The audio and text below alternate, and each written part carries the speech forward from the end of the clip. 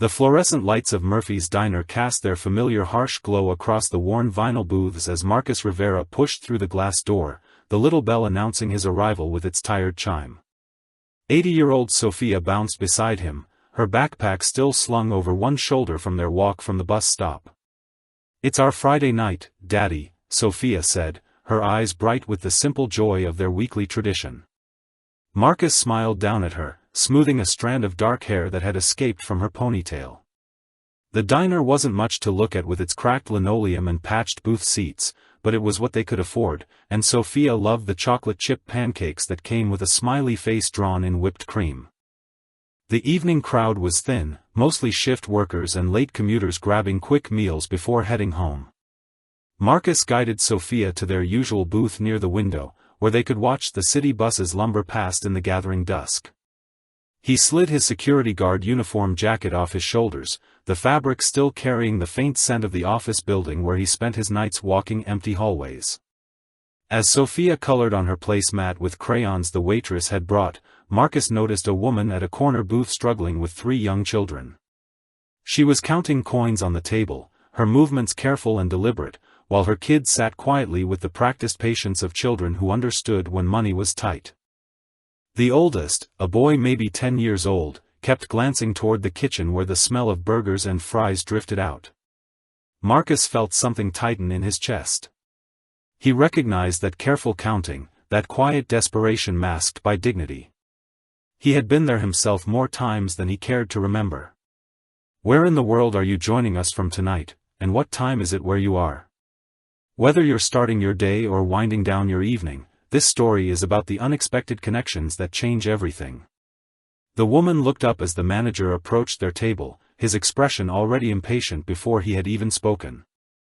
"Look, lady, this isn't a library," the manager said, his voice carrying across the half-empty diner. "You've been nursing that coffee for 40 minutes. Either order something substantial or free up the table for paying customers." Elena Martinez kept her composure, though Marcus could see the flush creeping up her neck. She wore a simple sweater that had seen better days, and her jeans were clean but faded.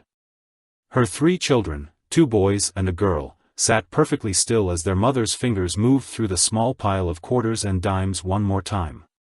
"We're ordering," Elena said quietly, her voice steady despite the humiliation.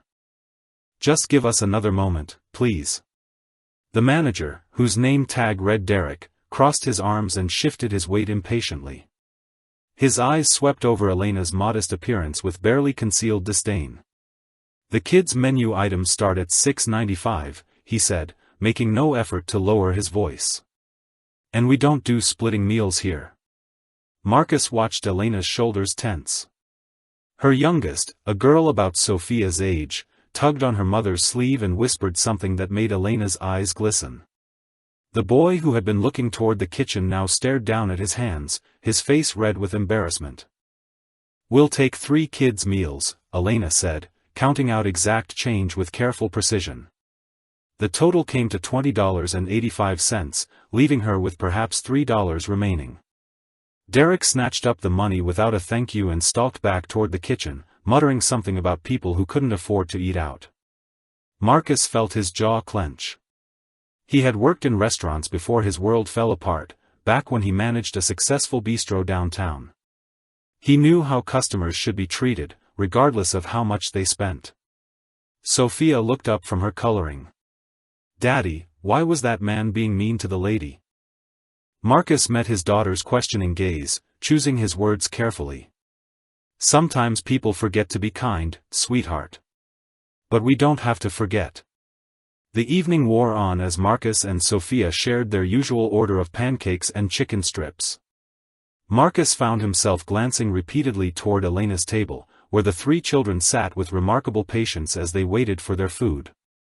The oldest boy had pulled out a small notebook and was quietly helping his younger siblings with what looked like homework, their voices barely audible whispers. Elena sat watching her children with a mixture of pride and worry that Marcus recognized all too well.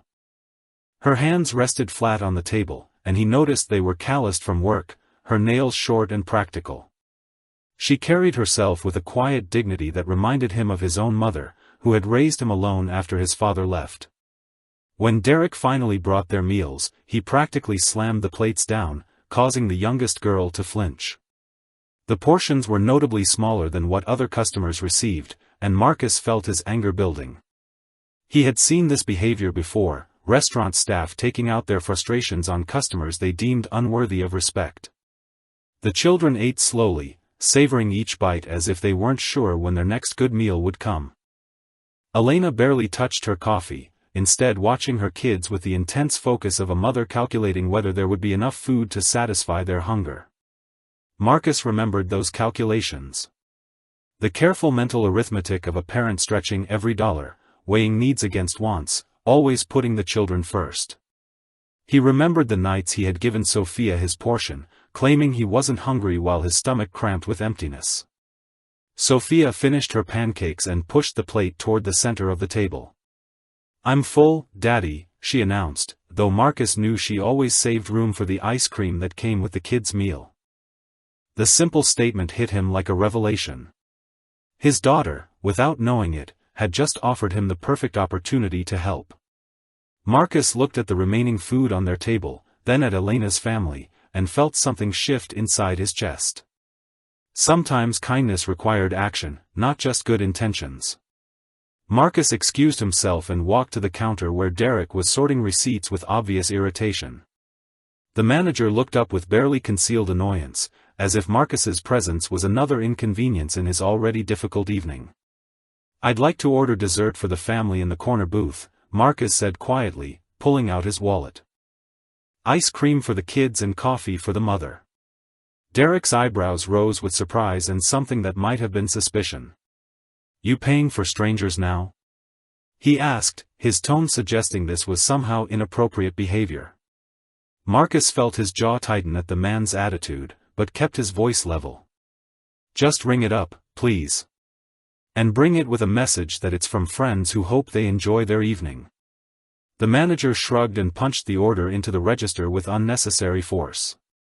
$22.50, he said, holding out his hand impatiently. Marcus counted out the bills, knowing this purchase would mean taking the bus instead of the subway home, walking the extra 6 blocks in the dark with Sophia. But as he glanced back at Elena's table, where the youngest girl was carefully dividing her French fries to share with her brothers, he knew the sacrifice was worth it. When Derek delivered the unexpected treats, Marcus watched Elena's face transform with surprise and something deeper. She looked around the diner, her eyes searching until they met his across the room. The gratitude in her expression was so profound it made his chest tight with emotion. Elena rose from her seat and approached their table, her children following behind with shy curiosity. "I don't know what to say," she began, her voice thick with feeling. "You didn't have to do that." Marcus gestured for her family to join them in the large booth. "Everyone deserves kindness," he said simply, the words carrying weight from his own experiences of both receiving and needing such gestures. As the children settled into the expanded seating arrangement, Sophia immediately began sharing her crayons with Elena's youngest daughter, Maya. The two girls bonded over the restaurant's coloring placemats, their heads bent together in the easy friendship that children form without hesitation or judgment. Elena's oldest son, Carlos, sat quietly beside his mother, still clutching the notebook he had been using to help his siblings with homework. Marcus noticed the careful way the boy observed everything, the premature responsibility in his posture that came from being the eldest child in a struggling family. "I'm Elena," she said, extending her hand across the table. "These are my children, Carlos, Diego, and Maya. We don't usually accept help from strangers, but tonight has been particularly challenging." Marcus shook her hand, noting the firm grip and the calloused palms that spoke of physical work. "I'm Marcus, and this is Sophia. And you're not accepting help from strangers anymore, you're sharing ice cream with friends." The comment drew a genuine smile from Elena, the first he had seen all evening. Her whole face changed when she smiled, revealing a warmth that her earlier worry had hidden. She had intelligent eyes, the kind that missed very little, and Marcus found himself wondering about her story. "What kind of work keeps you so busy?" Marcus asked, making conversation while the children chatted among themselves. Elena's smile faltered slightly, and she glanced around the diner with what seemed like professional interest. "I work in food service," she said carefully. "Different places, different shifts. It's unpredictable work, which makes budgeting challenging." Marcus nodded with understanding. "I know that world. I used to manage restaurants before life took a different direction. The service industry can be brutal, especially when you're raising children alone." Something flickered in Elena's eyes at his mention of restaurant management, a sharp attention that hadn't been there before. "You managed restaurants?" she asked, her tone carefully neutral but her gaze suddenly more focused. "Have you ever found yourself in a moment where a simple conversation revealed there was so much more beneath the surface? Share what resonates with you as we continue this story of unexpected connections." Marcus caught the shift in Elena's attention and felt a familiar weight settle in his chest. "Yeah, I managed a place called Riverside Bistro downtown for about 8 years. Built it from nothing into something really special. We focused on fresh, local ingredients and treating every customer like family." Elena leaned forward slightly, her professional interest clearly piqued despite her attempt to appear casual. "What happened to it?" she asked softly. The question hit deeper than Marcus expected. His business partner decided he wanted to cash out and sell to a chain. "When I couldn't match their offer, I lost everything. The restaurant, my savings, my apartment. That was 3 years ago." Sophia looked up from her coloring, sensing the shift in her father's mood. She reached over and patted his hand with the unconscious comfort of a child who had learned to recognize when her parent needed reassurance. Elena's expression softened with understanding. "Starting over is the hardest thing, especially when you have children depending on you," she said quietly. "But sometimes losing everything shows you what really matters." Marcus nodded, surprised by how easily he had opened up to this woman he had just met. There was something about Elena that invited honesty, a quality he recognized from his years in hospitality where reading people was essential. Derek appeared at their table again, his irritation barely concealed behind a forced smile. "Ladies and gentlemen, we're trying to turn tables here. If you're not ordering anything else, I need to ask you to wrap up your evening." The interruption felt jarring after the intimate conversation they had been sharing. Marcus saw Elena's shoulders tense again, the defensive posture returning as she was reminded of their earlier humiliation. "Actually," Marcus said, his voice carrying the authoritative tone he had once used with difficult vendors, "we'd like to see a dessert menu." And perhaps the manager could remember that customer service means treating people with respect, regardless of how much they spend. Derek's face flushed red, clearly unused to being challenged by customers he had dismissed as unimportant. "Look, pal," Derek said, his voice rising slightly, "I don't know who you think you are, but this isn't some fancy establishment. We run a simple operation here, and if you don't like it, there's the door." Marcus felt the familiar fire of his old management days stirring in his chest. He had dealt with employees like Derek before, people who mistook authority for the right to treat others poorly. But before he could respond, Elena placed a gentle hand on his arm. "It's okay," she said quietly, though her eyes remained fixed on Derek with an intensity that seemed to unnerve him.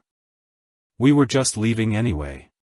But Elena's attention had shifted to something beyond the immediate confrontation. As Derek walked away muttering under his breath, she began observing the diner with what Marcus now recognized as professional assessment. Her gaze moved systematically from the dirty windows to the stained ceiling tiles, from the outdated equipment visible through the kitchen pass to the worn carpet that hadn't been properly cleaned in months. "This place has so much potential," Elena murmured, almost to herself. "The location is perfect, the space has good bones, but the execution is completely wrong." Marcus followed her gaze and found himself nodding. "You're right. Prime corner location, good foot traffic from the bus stops, but they're driving customers away with poor service and neglecting basic maintenance. In the right hands, this could be a goldmine." Elena turned to study him with renewed interest. "You really do understand the business, don't you?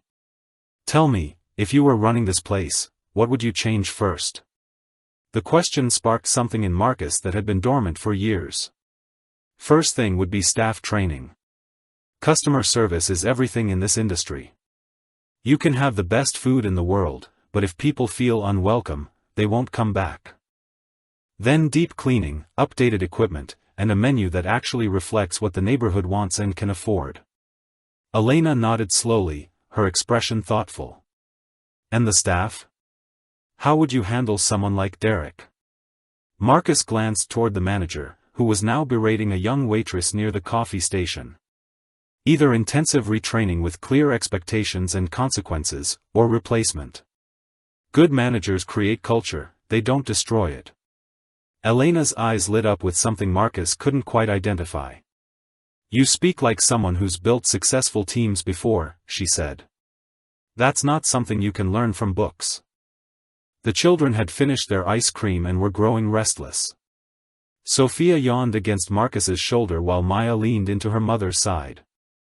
Carlos continued to watch the adults' conversation with the alert attention of a child who had learned to read situations for potential changes in his family's circumstances. As they prepared to leave, Elena hesitated at the booth's edge. Marcus, she said carefully, would you mind if I asked you something personal? When you lost your restaurant, did you ever think about getting back into management? The question caught him off guard. Every day, he admitted. But starting over requires capital I don't have, and most owners want managers with current experience, not someone who's been out of the game for 3 years. Elena nodded thoughtfully, then reached into her purse and pulled out a business card. The simple white card bore only a phone number and the name Elena Martinez. If you ever want to talk about opportunities in the food service industry, call me, she said. I might know of some positions that would appreciate your experience and integrity. Marcus took the card, surprised by the weight of the cardstock and the professional quality of the printing. It seemed too expensive for someone counting coins for dinner, but he didn't want to pry into what might be a sensitive topic.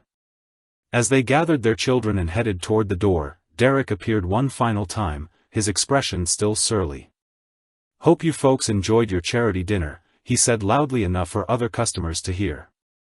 Elena stopped walking and turned to face him with a composure that suddenly seemed far more authoritative than Marcus had noticed before. Actually, she said, her voice carrying a quiet power that made Derek take an involuntary step backward, we had an excellent opportunity to observe your customer service standards. Very educational. Something in her tone made Derek's confident sneer falter, but before he could respond, Elena had already pushed through the door, her children following silently behind her. Outside the diner, under the glow of the streetlights, Elena turned to Marcus with an expression that seemed different somehow, more focused and businesslike than before. Marcus, she said, I need to tell you something, but first I want to ask you one more question. In all your years managing restaurants, what was the most important lesson you learned? Marcus considered the question while Sophia dozed against his shoulder and the night air carried the sounds of the city around them. That every person who walks through your door has a story, he said finally. They might be celebrating or grieving, flush with money or counting every penny. Your job isn't to judge their story, it's to make sure they feel welcome and valued regardless of their circumstances. Elena nodded slowly, and Marcus noticed her posture had changed. She stood straighter now, with the bearing of someone accustomed to making decisions and being heard. That's exactly what I hoped you would say, she said quietly. She glanced back at the diner where Derek could be seen through the window, still treating customers with the same dismissive attitude they had witnessed. Marcus, I need to tell you who I really am, because I think we might be able to help each other. Marcus felt a flutter of uncertainty in his chest. The business card, the expensive clothes he now realized weren't as simple as they had first appeared, the way she had assessed the restaurant with professional expertise, all began to form a pattern he was afraid to recognize.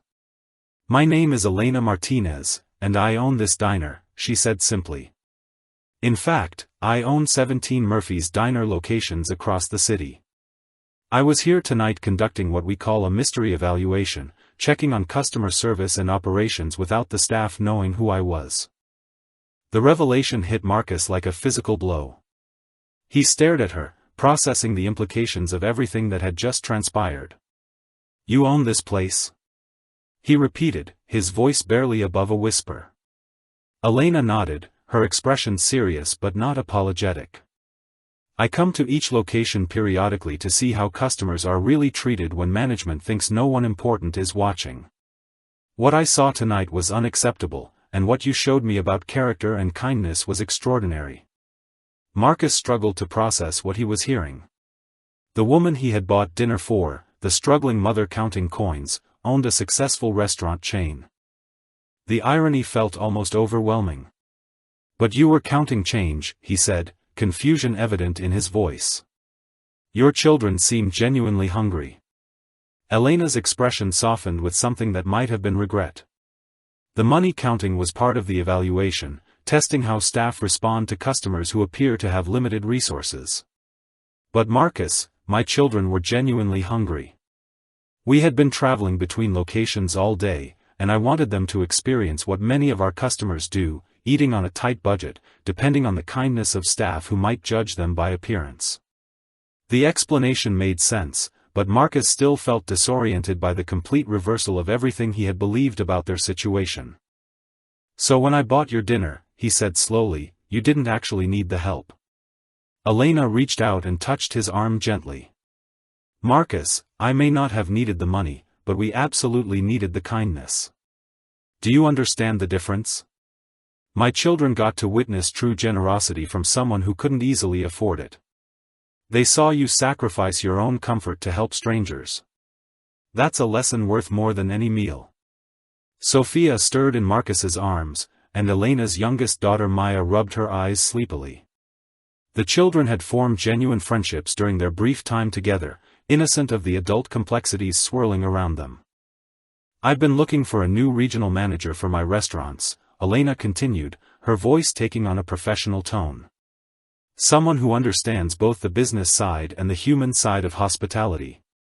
Someone who treats every customer with dignity and leads by example. After watching you tonight, seeing how you handled Derek's behavior and listening to your insights about restaurant operations, I think you might be exactly what I've been searching for. The offer hung in the air between them like something too good to be real. Marcus felt his heart racing with possibility and disbelief in equal measure. You're offering me a job?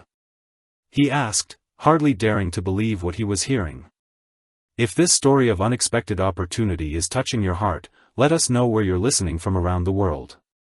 I'm offering you the chance to interview for a position that could change everything for you and Sophia, Elena said carefully. Regional manager overseeing 5 locations, with a salary that would let you stop working security shifts and focus on what you do best. But Marcus, I need you to understand something important. This isn't charity. This is business. Marcus felt tears pricking at his eyes, overwhelmed by the sudden shift from despair to possibility. But why? He asked. You don't really know me. One evening in a diner doesn't tell you everything about someone's qualifications. Elena smiled, and for the first time that night, it reached her eyes completely. Marcus, in 3 hours you demonstrated more leadership, compassion, and industry knowledge than some managers show in 3 years. You stood up to Derek's bullying, you understood every operational flaw in my restaurant without being told, and most importantly, you showed my children that kindness exists in the world. Those aren't qualities you can teach someone. They're either there or they're not. As if summoned by their conversation, Derek appeared in the diner's doorway, apparently coming outside for a smoke break. When he spotted them still talking, his expression darkened with irritation. You people still here? He called out. I thought we made it clear you weren't welcome to loiter around the property. Elena's demeanor shifted instantly.